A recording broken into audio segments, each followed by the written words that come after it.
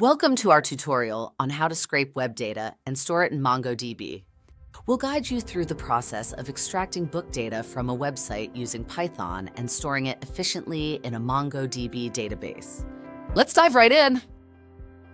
Let's start by importing the necessary libraries for our script. We'll need requests, Beautiful Soup, and PyMongo to handle web requests, parse HTML, and interact with MongoDB, respectively. We'll begin by scraping book data from the Books to Scrape website. We'll extract the title, price, and stock status of each book.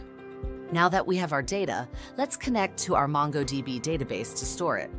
Make sure your MongoDB server is running and you have the correct connection details. With the connection established, we can now insert our scraped book data into the MongoDB collection. This allows us to store and later query the data efficiently. Let's retrieve and display data from the MongoDB collection to verify that it has been stored correctly. And there you have it. We've successfully scraped book data from a website and stored it in a MongoDB database. This workflow is incredibly useful for anyone looking to automate data collection and storage processes.